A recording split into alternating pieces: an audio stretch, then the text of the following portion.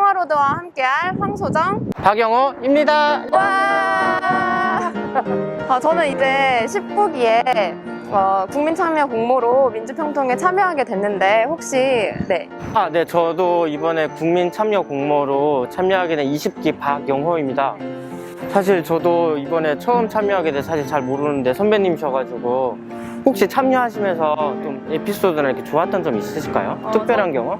저는 2019년에 청년 대표로 청와대에 직접 방문을 해서 의장이신 문재인 대통령님께 직접 정책 건의를 했던 게 가장 기억에 남는 일이지 않을까 싶습니다.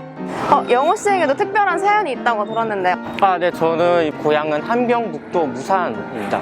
그래서 그 지도 보시면 맨 위에 백두산 아래 함경북도 무산이 있고요. 2002년에 저는 형 중에 엎어서 2살 때 한국에 오게 돼서 지금 현재는 방역 업체 운영하고 있습니다. 네, 그런 사연이 있으셨구나. 네. 저는 탈북민 분을 실제로 처음 뵙는 건데 20기로서 열심히 활동해 주셨으면 좋겠어요. 네, 그동안 평화로드에서 좋은 곳을 굉장히 많이 갔었는데 오늘 왜 광화문에 왔는지 궁금해하시는 분들이 굉장히 많을 것 같아요. 마침 10월에는 한글날이 있기도 하고 이번 연도는 이제 한글 창제 575주년이라고 하는데요. 그래서 이번에 선정한 평화로드의 주제는 바로 서울에서 만나는 한글입니다.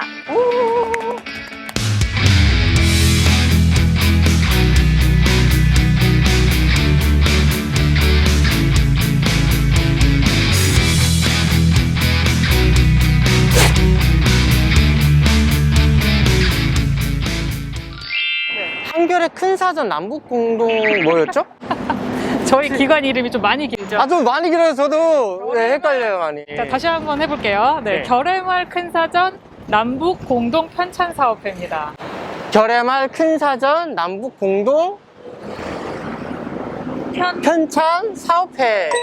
되게 엄청 기네요. 말 그대로 분단 이후에 최초로 남과 북이 만나서 통일 이후에 남북 주민들과 해외 동포들이 함께 보게 될 사전을 만드는 사업인데요.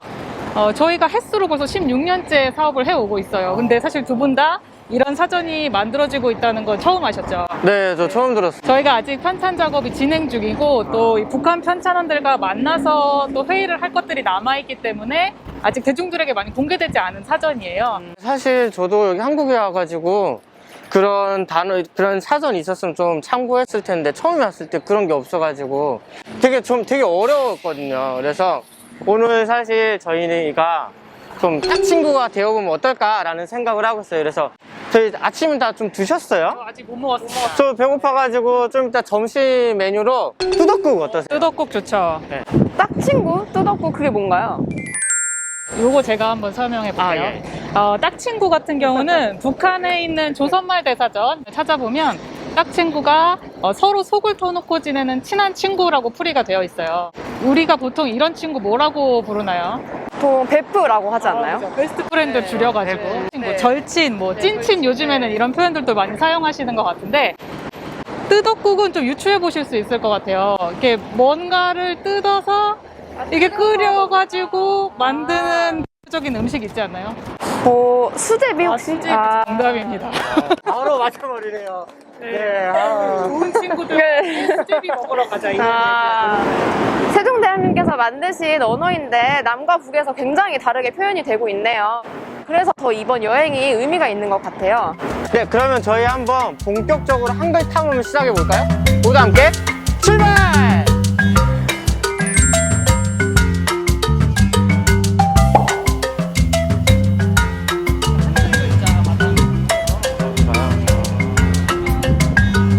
어떤 게 눈이 제일 먼저 들어오세요? 저는 미음?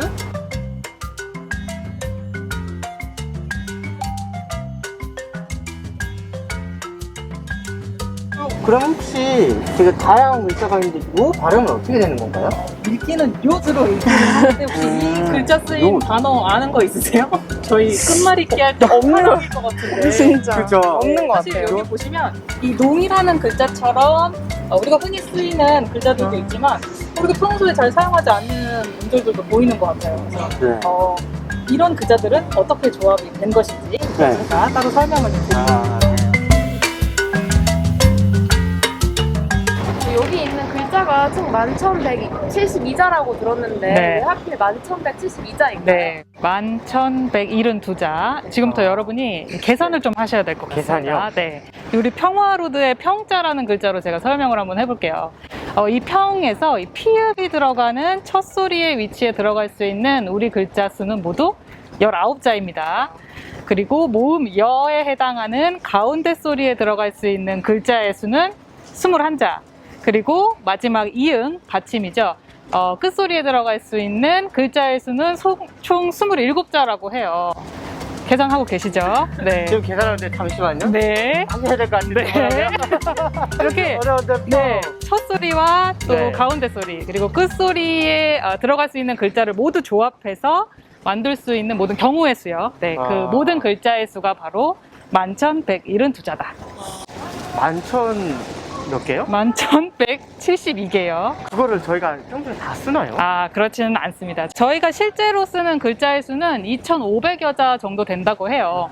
그런데 그럼 11,172자의 글자를 왜 이 모든 한글 글자마당에 다 새겼을까? 그만큼 우리 한글이 가장 넓은 음운 표기력을 가진 문자라는 걸 보여주기 위해서인데요. 좀 쉽게 설명을 해보자면 우리가 앞으로도 굉장히 많은 새로운 표현들이 등장을 할 거잖아요. 네. 그런 말들을 표기하고자 할 때 우리가 지금 쓰고 있는 글자를 제외하고도 만여 자를 더 활용할 수 있다. 그만큼 한글의 무한한 확장성을 확인하실 수 있는 부분입니다. 아, 네, 우리 여기 지금 한글 자모들이 좀 있으니까 이걸 활용해서 얘기를 해볼게요. 예를 들면 미음을 한번 얘기를 해볼까요? 우리 미음은 어떤 발음기관의 모양을 본따서 만든 글자인데요. 어떤 발음기관의 모양을 본떴을까요? 제가 보기 드릴게요. 아, 네. 네, 1번 혀뿌리, 혀뿔이요? 네, 2번 치아, 3번 입술, 4번 목구멍, 5번 혀끝. 정답은 네. 저요. 혹시 혀끝? 자, 땡. 자, 소정님에게 기회 있습니다. 이응. 미음 발음을 해보시면 조금 쉬우실 것 같아요. 미음은 어디서 소리가 날까요? 혹시 입술? 정답입니다. 미음 입술. 미음 할 때 네, 아니었군요. 정답은 입술입니다. 아, 네. 이렇게 제가 아까 5가지 보기를 드렸잖아요. 그 위치에서 발음되는 뭐 발음 기관의 모양을 본떠서 기역, 니은, 미음, 시옷, 이응이라는 5개의 기본 자음이 탄생을 하게 됐고요. 여기에 획을 더하거나 같은 글자를 반복하면서 우리 자음이 완성이 됐습니다. 조선시대 때 이게 만들어졌어요. 그렇죠. 그러면은 이거를 만드신 세종대왕님이 정말 열일하신 거 아니에요? 이 정도면? 밤을 새워가면서 네. 정말 이 세종대왕과 당시 학자들이 열심히 만든 문자라는 거를 확인해 볼 수 있습니다.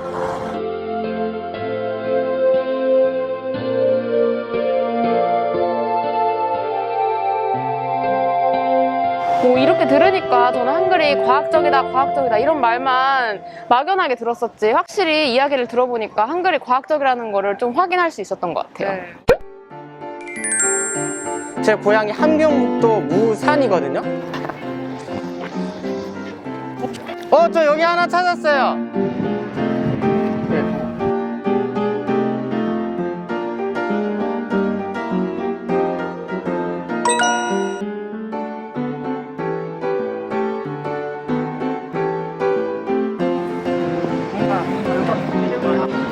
자음들과 모음들. 네. 이거 아닐까요? 누가 봐도 조형물 맞죠? 네. 이 조각품의 이름이 평화와 화의 나무예요. 평화. 네. 무슨 소리 맞죠? 요새 무슨 일도 없는데 네. 저희 박수 좀 한번 웃어볼까요? 네, 웃으면 복이 옵니다. 감사합니다. 근데 도심 쪽에 이렇게 공원이 있네요. 네, 공원인데 여기에 어떤 평화로드가 있는 것인지 여기로 들어가 볼까요?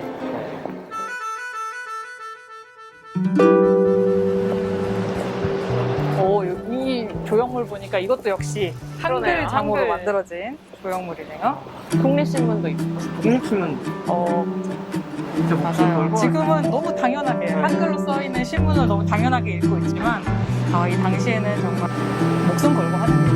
여기 이렇게 동상이 있는 걸 보니까 우리가 여기 이분 때문에 같은데 혹시 이분이 누구신지 아시나요?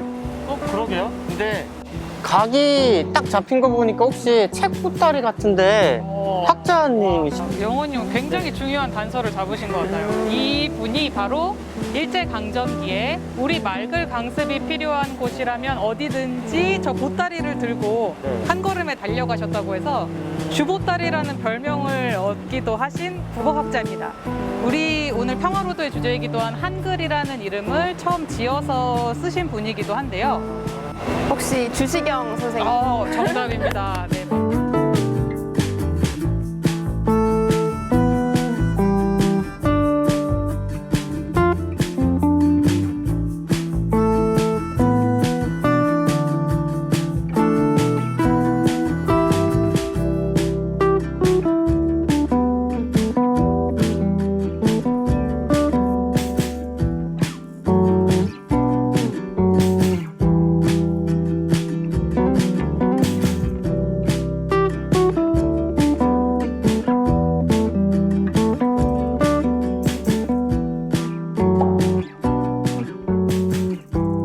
이 또 도심에 이렇게 주시경 네. 선생님 동상이 있는 거 잘 모르시는 분들 많으실 것 같아요. 맞아요. 네. 저는 집도 이 근처인데 여기 지나다니면서도 저는 몰랐던 곳이거든요. 네.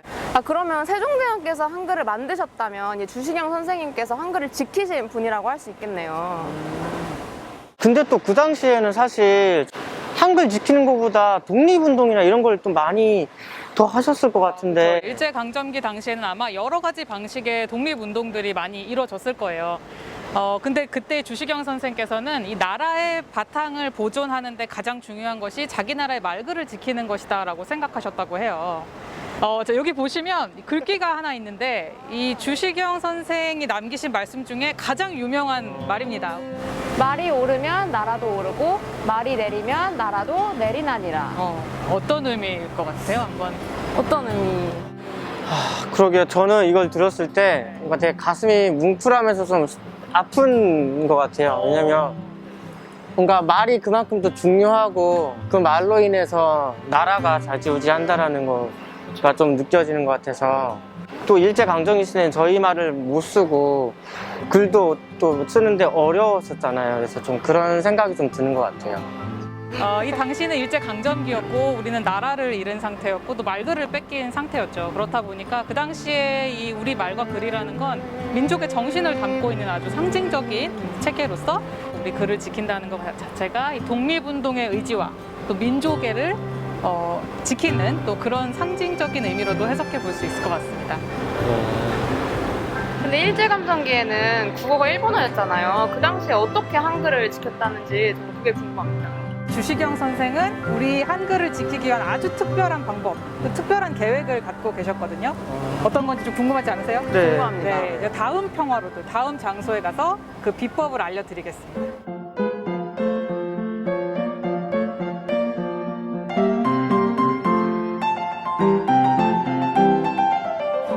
여기 우리말 큰 사전이 네, 이거를 지나칠 수가 없는데 조선어학회도 있고.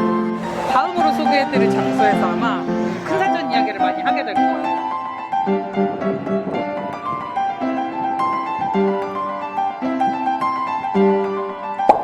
한글회관. 다음 평화로드는 한글회관이었습니다. 한흰샘이셨구나. 네, 호가 한흰샘이셨고 주시경 선생님 형상을 말하거든요. 1876년에 태어나셨고 1914년에 돌아가셨어요. 굉장히 젊은 때에 돌아가셨죠. 저와 굉장히 밀접한 관계예요. 네. 방금 알았어요. 그렇죠. 생일이 저랑 똑같아요. 생일이 똑같아요. 생일이. 12월 22일. 후회가 기억해줄게. 여기 간판을 보니까 한글 학회라고 되어 있던데 네. 저는 이거를 이제 교과서 속에서만 봤었거든요. 그래서 아직도 활동을 하고 있는 단체인가요? 그렇습니다. 한글 학회가 바로 이 주시경 선생님이 만드신 국어 연구 학회가 바로 전신입니다. 이 한글 학회에.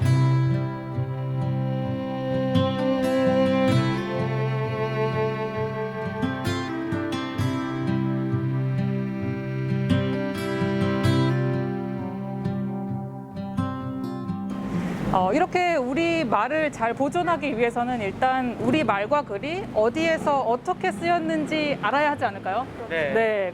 그동안은 수집되지 않았던 우리 말 글을 전국에서 모으고 그 모은 말들을 체계적으로 정리하는 사업을 하고 싶어 하셨어요. 일제강점기에 우리의 글을 지키기 위해서 주시경 선생님이 꿈꾸셨던 그 비법, 계획, 바로 그게 우리말 사전을 만드는 일이었습니다. 혹시 생각나는 영화 제목 없으신가요? 말모이? 아, 말모이. 이게 뭐예요, 이게? 다 말이죠. 말? 이게 말과 글이란 게 민족의 정신을 담는 그릇인데 그렇게 사라지는 우리 조선 말이 한두 개가 아니거든요. 사전 만들어야죠. 저걸 언제 다 쳐? 그 영화 속에 보시면 그 당시 조선어학회 가장 어른이셨던 어떤 그 인물이 고문을 받다가 돌아가시는 그런 장면도 나오거든요. 아마도 그 장면은 1942년 조선어학회 사건을 모티브로 한 것이 아닌가 싶습니다. 저는 이렇게 우리 말과 글을 지키기 위해서 많은 분들이 희생됐는지 그 부분을 미처 제가 몰랐던 것 같아요. 사실 그 당시에 많은 한글 학자분들의 어떤 헌신과 희생이 없었다면 저희가 이 평화로드를 어떤 언어로 이끌어가고 있을지 좀 상상이 안 됩니다. 그 당시 해방 이후 굉장히 혼란스러웠겠죠. 그 당시에 교육과 또 언론, 뭐 법률이라든지 이런 공공의 영역에서 우리가 빠르게 안정화될 수 있었던 것도 이렇게 잘 정리된 우리말 사전이 있었기 때문이거든요. 제 생각에 통일 문제도 비슷할 것 같아요. 처음 저희가 결의말 큰 사전 소개할 때 분단 이후에 최초로 남과 북이 함께 만드는 사전이라는 말씀을 드렸어요. 분단 이후에 또 최초로 남과 북이 함께 만나서 사전을 만드는 사업이기 때문에 제2의 말모이 사업이라는 별명을 가지고 있기도 하거든요. 저희 결의말 큰 사전과 같은 남북 통합 사전이 잘 준비가 되어 있다면 남북 교류가 더 활발해지거나 또 통일 이후에 우리가 각 분야에서 생길 수 있는 혼란들을 좀 최소화할 수 있지 않을까. 결의말 큰 사전 홍보 조금 해봤습니다.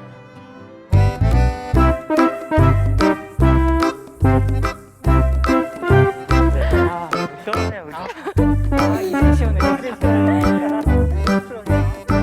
오늘 그 한글날이 되면 네. 광화문에 있는 세종대왕 동상 다음으로 가장 유명한 곳이 있습니다. 그러게요? 네, 여러분 어딘가요? 저기를 보십시오. 아, 네, 저희가 국립한글박물관에 왔습니다.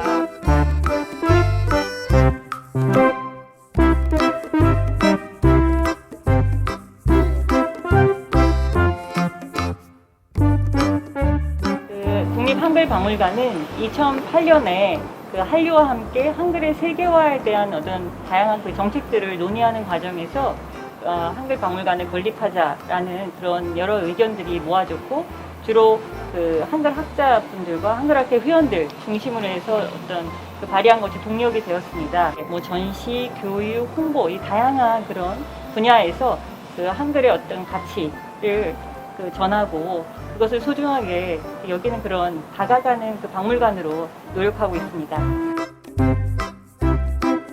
저희가 새로 단장한 그 어린이 체험관이 있고, 또 지금 그 올 12월 초면 상설 전시실을 사실 전면 다 개편을 해요.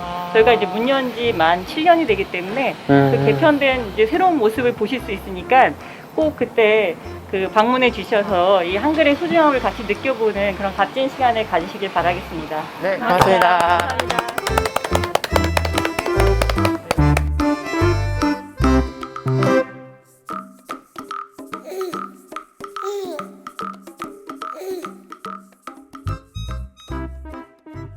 오늘 정말 긴 시간 알차게 보냈는데요. 어느 곳이 가장 인상 깊으셨는지.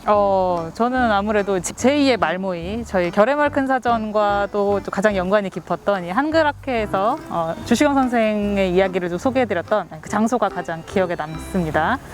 우리 소정님 어떠셨어요? 저 같은 경우에는 글자마당이 가장 인상 깊었는데 저는 만천 몇 자? 1172자. 안 잊어버리셨군요. 네, 훌륭합니다. 저는 한글이 그렇게 많은지 몰랐어서 그 글자마당이 좀 인상 많이 깊었던 것 같아요. 네, 역시. 그리고 제가 영식이 궁금한 게 있었는데 그 남한에서는 한글날이 굉장히 큰 기념일이잖아요. 북한에서는 혹시 어떤가요? 북한에서는 사실 저는 어릴 때 와가지고 정확히 기억이 없는데, 그렇게 큰 행사고 이렇게 뭐라 해야 될까, 여기처럼 이렇게 표기 쉬는 날이랑 휴일날 이렇게 잡혀있지가 않는 것 같아가지고 그래서 조금 배우는 게 덜하지 않았나 생각하고 있습니다. 네. 그래서 제가 여기 오기 전에 북한의 저희 초등학교 국어교과서에 해당하는 북한의 소학교 조선어 교재를 좀 찾아봤어요. 그 소학교 학생들도 북한의 소학교 학생들도 우리 세종대왕의 업적이랄지 훈민정음 창제에 관한 이야기를 교과서 안에서 배우고 있더라고요. 김정은 시대 이후에 북한에서는 문화유산 보호 정책이 굉장히 강화됐어요. 2017년 10월에 이 훈민정음 창제 원리를 우리의 무형문화유산에 해당하는 국가 비물질 문화유산 71호로 등록해서 관리를 하고 있다고 하고요. 사실 저희는 한국에서는 한글날을 10월 9일 날로 잡혀 있잖아요. 근데 북한을 보니까 1월 15일 날로 되어 있어서 늘 궁금하셨겠어요. 이게 조금 궁금했었는데 네. 남에서는 한글날을 1446년 음력 9월 10일 그러니까 훈민정음을 반포한 날을 기준으로 해서 10월 9일을 한글날로 지정하여 기념하고 있고요. 올해는 토요일입니다. 하지만 대체 휴일이 있어요. 걱정하지 마시고. 또 북한 같은 경우는 1월 15일로 지정한 이유가 1443년 음력 12월 훈민정음을 창제한 날을 기준으로 하고 있고 조선 글날로 지정하여 기념하고 있고 아까 말씀하셨다시피 공휴일도 아니고 국경일로도 지정되어 있지 않다는 것이 좀 다른 점인 것 같습니다. 실제 생활에서 쓰는 언어에도 조금 차이가 있을까요? 또 좀 하나 생각나는 이야기가 있는데 저희가 그 결의 맑은 사전 편찬을 위해서 남측 편찬원과 북측 편찬원이 직접 만난다고 말씀드렸잖아요. 네. 공동회의 현장에서 이 북측 편찬원 선생님이 저희 남측 편찬원 선생님을 오랜만에 만나서 아 선생님 그새 몸이 많이 나셨습니다 이렇게 인사를 했다는 거예요. 저희 남측 편찬원이 몸이 났다고? 살이 쪘다는 얘긴가?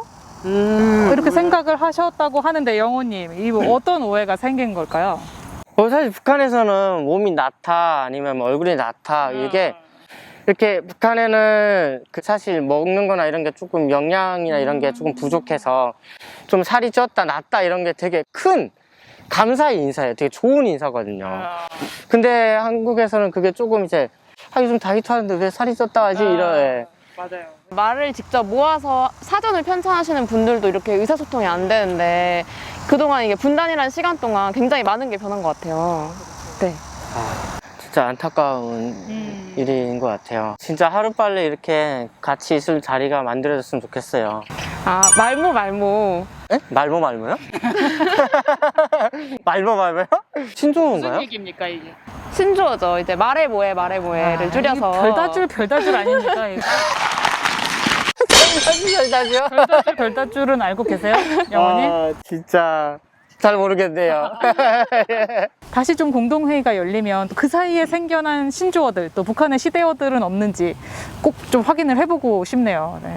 한 번에 그걸 다 6년의 공백을 채우기 힘들 것 같아요. 아주 좋은 말씀을 하셨어요. 정말 자주 앞으로 굉장히 많이 만나야 됩니다. 또 상상을 좀 해보자면 또 남북 교류가 좀 더 활발해진 이후에 남북이 함께 한글날을 기념할 수도 있지 않을까 재미있는 상상을 조금 해봤습니다.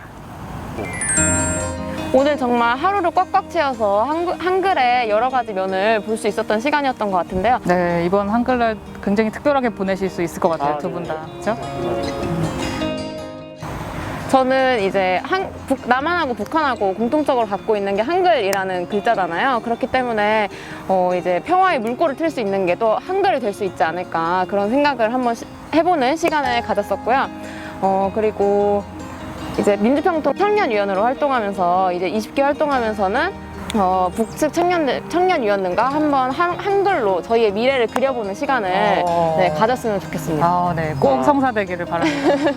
네, 저도 저와 같이 이제 탈북 청년들이 여기 와서 좀 정착을 잘할 수 있도록 한글부터 좀 다른 점부터 시작해서 같이 공부해 나가면 앞으로 통일하는데 좀 더 빨리 그런 이질감과 이런 단어 이런 게 좀 가까워지지 않을까 생각합니다. 그래서 저희가 민주평통 청년 자문위원회에서 한 번 더 책임감이 느껴지고 앞으로 더 열심히 해야 될 것 같습니다. 네, 그것도 응원하겠습니다. 감사합니다. 네. 네, 8번째 평화로드 여기서 마치겠습니다. 구독, 좋아요. 댓글까지 부탁해요.